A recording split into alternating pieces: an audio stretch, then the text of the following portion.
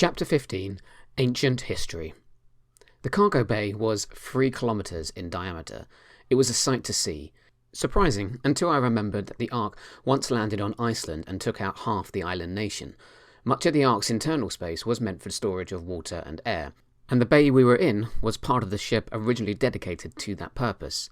Human engineers and technicians had converted it into a vast storage space, 2 stories high and crisscrossed with all kinds of pillars and supports that you would find at a Waterloo station in London. Stacked to the ceiling were crates like you would see in any warehouse. It was an unfathomable amount of supplies. I knew it was meant to last us until we reached another planet and presumably aid our first few years on our new homeworld. But it didn't seem possible that we'd ever go through it all. I wondered that the space could have been used for something else, or someone, but the thought quickly passed. Just as one had said, there was an isolated stack of crates in the front. Each one had stamps on the side, featuring the names of our former home countries. We looked at each other in anticipation. It was clear that there was a crate in the stack for each of us. The question was, what was inside? Coiler was the first to have a look, bounding towards the stack and grabbing his crate. He put his hands on the handle to open it, and Coiler stopped. He looked up and stared at us all. The rest of the Arkonauts stared back, hanging on the moment. "Wait," Coiler said. "I don't want to do this alone." "Go on," Sana coaxed. "Don't be scared."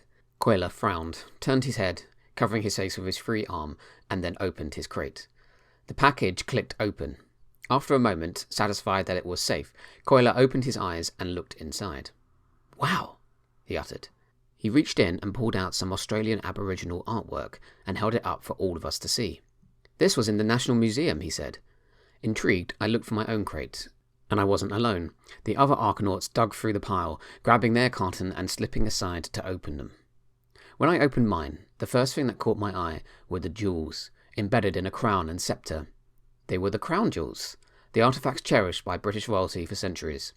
Underneath the jewels was a sword, some paintings, a faded tapestry, a document called Carter in a glass frame, and numerous other old things. My crate was a treasure chest of English history. I looked around at the others opening their crates. They displayed various artworks, documents, weapons, and old knickknacks from their crates. Each one held objects of historical significance, some of the most valuable and rare things from Earth. Sana pulled out a black stone and held it up reverently. Ernesta held up the Mona Lisa, and Koamalu was inspecting a piece of black volcanic rock with a tag attached to it. I could barely make out the writing, but it read Naha Stone. I dug further into my crate and saw a similar piece of rough rock that was also labelled. It read Stonehenge. In my hands I held ancient history. I don't know how to describe the sense of wonder I felt. I set down my piece of Stonehenge and took up the crown jewels, placing the crown on my head and holding the sceptre aloft. I put on a posh accent and said, "Bow, peasants." Ilarion immediately scoffed. "No, you bow," he said. Atop his head was a bigger crown than mine. "What is that?" I asked, pointing. "The Romanov crown jewels," Ilarion said proudly. We then heard another scoff. Oda from Japan stood tall and said, "Technically, my country has the oldest monarchy on Earth, so both of you should bow to me." Ilarion and I were about to say something snarky, but Oda was holding a sword. That shut us up. "Plus, the Kusani no Tosigiri, or Sword of the Gathering Clouds of Heaven, insists," he added. I turned back to my crate and drew up the sword I had been given. "Ha-ha!" I declared. "Ha-ho!" Ilarion said, too, holding his own sword. Oda, Ilarion and I stood in a circle, pointing our swords at each other in a bizarre standoff, grinning. The other Arkonauts all around us showed off their own ancient weapons. We were all smiling. We were having fun, genuinely, for the first time since we came aboard. "Have you forgotten my country's weapon of choice?" Myra, the United States representative, asked, brandishing an old Smith & Wesson. I dropped my sword as a goof. "I surrender," I said. The other Arkonauts did the same. Myra laughed and mimicked blowing smoke off the end of the gun's barrel. "USA!" she chanted, laughing. She put the revolver away and then retrieved an old bow. "This bow belonged to Geronimo," Myra said. "I've got 2, so the rest of you are outgunned." We all laughed at that and put our weapons away in our crates. "I guess this history is ours now," said Abu Bakr, the Egyptian representative. His voice was muffled by the mask of Tutankhamun that he wore. Ernesta sighed. "It's just a shame that the rest couldn't be saved," she mused. "The pyramids are gone. The Sphinx too," Abu Bakr said. "All that history, all that work, and these crates are all we have left." I started to think about every statue, building, and artwork that burned with the earth. We had admired those things for generations, preserving them. Now, Most were all gone. I took the crown off my head and carefully placed it back in my crate. I then closed and locked the lid. Abu Bakar's comment had sent a wave of reflection throughout the room. All the Arkonauts were carefully storing their nation's historical artifacts back in their crates. The fun part was over. We set all the boxes into their places in the original stack, and then took up our tablets to get on with our work. My group consisted of Alba from Spain, Matthew from Canada, Moana from New Zealand, Saibu from Nigeria, and Ivaliu from Bulgaria. According to our tablet, our designated inspection area was in the right, back corner of the bay, furthest from the entrance. The walk there would take about 45 minutes. Plus, we couldn't go straight there. An array of crates and pillars divided the bay into blocks, kind of like a city. We would have to go in straight lines, turning and cutting our way through the many aisles until we snaked to our area. We opted for the least number of turns, walking down one aisle to the back wall and then taking a right to go towards our destination. The bay was big enough that we could have gotten lost, and none of us wanted that. During our walk, we got to know each other. I remembered what I had overheard One and Dr. Ghost discussing, about us breaking into factions if we didn't have a true leader. I didn't want that to happen, and I thought the best solution was for me to connect with every other Arkonaut as best I could. If we all became friends, then we'd all stick together. At least that was my theory. Plus, if I set an example of being open to everyone, maybe the other Arkonauts would do the same. I suspected that One thought of this as well, and had put us in groups so we would be sure to meet new Arkonauts. One had very carefully watched us as we joined our inspection groups after breakfast. He was definitely trying to control our behaviours. Maybe for a good reason. Plus, it was working. We had only been on the ship for 1 day, and no one seemed to have formed a clique or tried to exclude anyone else. Besides, I'd never travelled much, and the other Arkonauts were a window to countries I had never known. Saibu, for example, was an orphan who had lived on the streets of Nigeria's capital city, Niamey.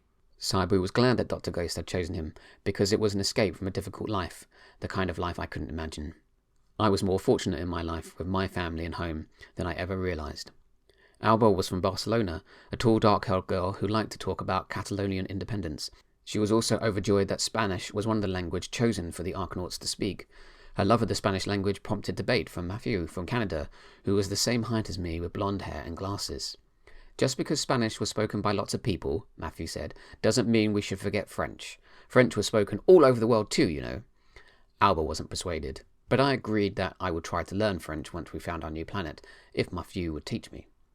Ivaliu liked asking questions. She was a short girl, and she would ask just about anything whenever there was a lull in the conversation. During one lull, she asked, "Where do you suppose our poop goes? Does it stay in the Ark, or do they shoot it off into space?" During another lull, she asked, "If we run out of food, do you suppose we'll have to eat each other?" She followed that with, "What's your favourite kind of soil? Mine is loam." Ivaliu kept things interesting. Moana and I spoke the most. She came from New Zealand, a place I always wanted to visit. I had seen its rolling green landscapes in films, but I had never got a chance to see it myself. She told us about how the tsunami that the destroyer created when it landed wrecked New Zealand. The only positive was that lots of water got trapped inland during the flood, she said. We could boil it and drink it that way. It gave people a sense of hope. Not that it mattered. I didn't share memories of home with them. I couldn't, not yet. Thinking of Mum, Dad and Jack still made me choke up. Instead, I made up a story about my favourite fish and chip restaurant and how sad I was that I couldn't bring fish and chips for us to eat onto the Ark. My new friends were kind, and they said nice things to me. Our conversation stopped when we reached our corner of the cargo bay. "Where do we start?" I asked. Matthew looked at the tablet. "The boxes in this sector are supposed to contain seeds and farming equipment," he said. "Seeds?" Moana asked. "Probably from when we arrive at New Earth," Saibu said. "New Earth," I said. "Is that what we're calling it?" "We need to call it something," he said. I didn't have any better name, so I shrugged my shoulders. "What do we do with these seeds?" I asked.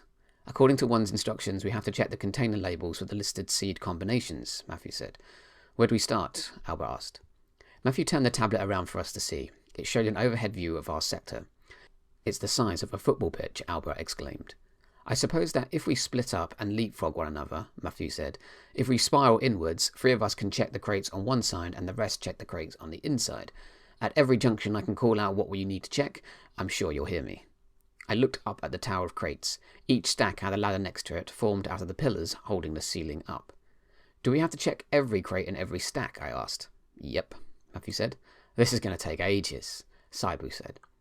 "I'll take the inner track," I volunteered, having realised that the inner track will have less to look at. Moana and Availu came with me, and the other three took off for the outside set of crates. So we marched around, methodically checking that each box contained what the label said they should. We found a few that were mislabeled. Each time we had, Matthew recorded the error on our tablet. I did most of the climbing, checking the crates at the top of the stacks. I didn't mind because each time I went up, I got a really impressive view of the rest of the cargo bay. The other Arkonauts were buzzing around along the aisles and stacks like a hive of bees. But on one climb, I noticed something strange. There was an open crate, and we were the ones who were supposed to check it. I climbed back down and pointed out the open crate to Moana and Availu. When we got to the crate, we saw that someone or something had jimmied it open. The lock was smashed, and the farming tools inside had spilled out across the floor. "It's completely smashed," Availu said. "Who could have done this?" Moana asked. "I don't know," I said. "We should find one." The other two nodded. "We should tell Matthew and the others first," Moana said. "Then we can go find one." "It's going to take ages to find him in this cavern," Availu commented. "There must be a communication system somewhere," I said. "Maybe on the tablet. Let's go." We searched the centre of our area where the others should have been. Alba and Sabu were nowhere to be seen. Matthew was there, though. Alone, slumped on the floor, with a red puddle oozing from his head. Thank you for listening to this chapter from Stolen Futures. Please like or comment on this video, and subscribe to The Eighth Plot so you don't miss out on the next instalment of this book. Goodbye.